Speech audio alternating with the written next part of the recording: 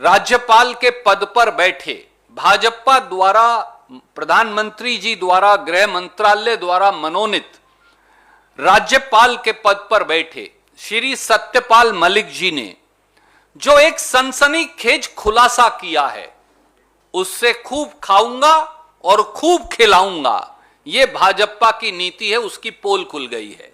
सत्यपाल मलिक जी अक्टूबर 2019 से अगस्त 2020 तक गोवा के गवर्नर थे। भारतीय जनता पार्टी ने उन्हें गवर्नर नियुक्त किया था।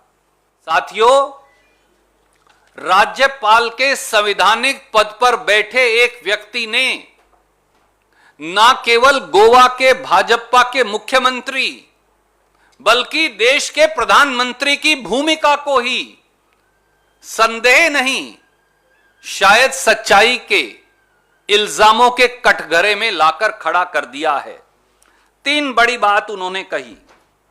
पहली, उन्होंने कहा कि डोर टू डोर डिलीवरी पर बैन लगा दिया गया कोरोना के दौरान गोवा में बीजेपी की सरकार के द्वारा, वहां के मुख्यमंत्री सावंत साहब के द्वारा, और सारा ठेका एक विशेष कंपनी को दिया जिससे रिश्वत ली गई। यह मैं नहीं कह रहा, यह दिनेश गुंडू राव जी नहीं कह रहे, ये गोवा के उस समय के गवर्नर कह रहे हैं जो आज भी महामहिम के पद पर हैं। गवर्नर ये कह रहे हैं कि गोवा की बीजेपी की सरकार ने मूलभूत इस्तेमाल की चीजों की खरीद पर बैन लगाकर एक कंपनी से पैसे लेकर डोर टू डोर डिलीवरी का इंतजाम किया, जिसका उपभोक्ता गोवा के लोगों ने। दूसरी बात, गवर्नर यह कहते हैं कि उन्होंने बार बार कहा कि अगर यहां से आप माइनिंग के ट्रक्स निकालेंगे तो गोवा में कोरोना फैलने का और ज्यादा अधिक चांस है, गोवा के लोगों की जिंदगी खतरे में पड़ेगी। इसके बावजूद भी भाजपा के गोवा के मुख्यमंत्री ने माइनिंग माफिया से मिलकर वो ट्रक निकालने की इजाजत दी। नतीजा क्या है? गोवा में 1,77,915 लोग कोरोना वायरस से ग्रस्त हुए और 3,358 गोवा के नागरिकों की मौत हुई। क्या ये सारा काम भी उसके अंदर उनकी जिम्मेवारी नहीं? हमारी इसलिए सीधे सीधे 5 छोटे से सवाल हैं और मांग हैं। गोवा के मुख्यमंत्री और गोवा की भाजपा सरकार को वहां के महामहिम द्वारा भ्रष्टाचार में संलिप्त पाए जाने के इल्जाम के बाद एक दिन भी सत्ता में बने रहने का अधिकार नहीं। गोवा के मुख्यमंत्री और पूरी कैबिनेट को बर्खास्त किया जाए।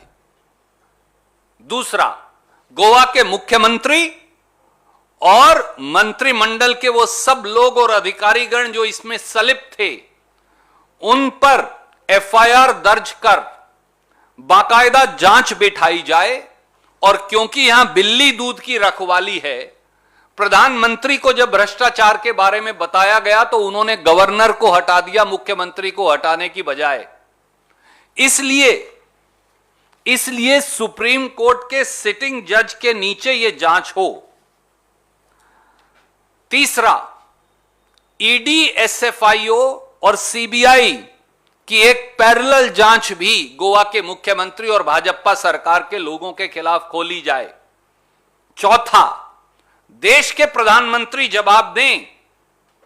यह खबर है आज गोवा के सबसे प्रोमिनेंट अखबारों की, उस पर लिखा है Goa CM is corrupt, he was retained, I was removed. यह मैं नहीं कह रहा, यह दिनेश गुंडू राव नहीं कह रहे, ये वहां के महामहिम राज्यपाल कह रहे हैं जो आज भी राज्यपाल हैं। तो ऐसे में प्रधानमंत्री की भूमिका अब सीधे सीधे उस पर उंगली उठी है। जब आपके महामहिम राज्यपाल ने गोवा में बीजेपी के मुख्यमंत्री और सरकार द्वारा भ्रष्टाचार की बात कही, तो प्रधानमंत्री जी, आपने भ्रष्टाचारी भाजपा सरकार को हटाने की बजाय वहां के महामहिम राज्यपाल को क्यों हटा दिया? और सच यह है कि गोवा जैसे दूसरे प्रदेशों में भी डबल इंजन की सरकारें अब डबल भ्रष्टाचार की सरकारें बन गई हैं। भ्रष्टाचार के कपड़े उतरकर सामने अनावरण होकर निर्वस्त्र होकर सामने खड़ा है भाजपा का।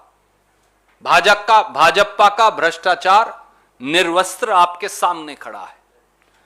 संविधान की शपथ लेकर ईमानदारी से सरकार चलाने का वादा सैकड़ों फीट जमीन के नीचे गड्ढे में दबा दिया गया है।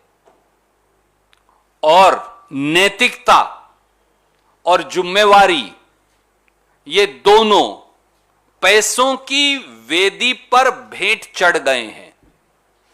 अब सारी जिम्मेवारी प्रधानमंत्री जी के द्वार पर है।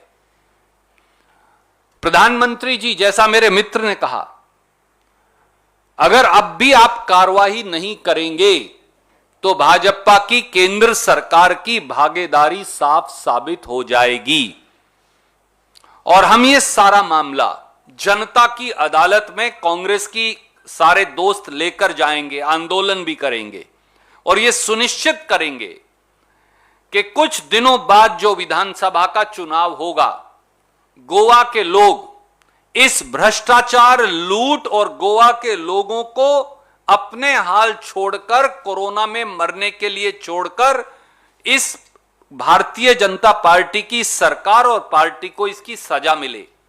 अगली कांग्रेस सरकार बाकायदा निष्पक्षता से एफआईआर दर्ज कर इसकी जांच करेगी और भ्रष्टाचार के एक एक पैसे को गोवा के खजाने में वापस डालेगी और जो जो लोग भ्रष्टाचार में संलिप्त पाए जाएंगे, वो कितने भी बड़े पद पर हों, उन्हें हथकड़ी लगाकर जेल की सलाखों में डाला जाएगा।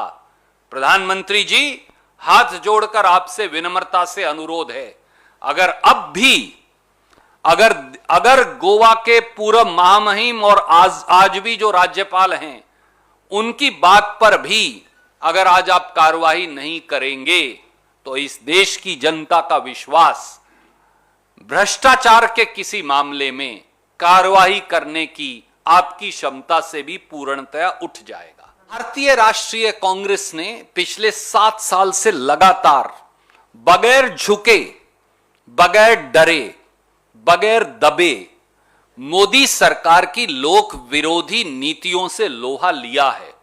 आप किसी आम जनमानस से पूछिए कि मोदी जी से बगैर डरे कौन लड़ा है, तो सीधे नाम आएगा राहुल गांधी जी, सोनिया गांधी जी और भारतीय राष्ट्रीय कांग्रेस।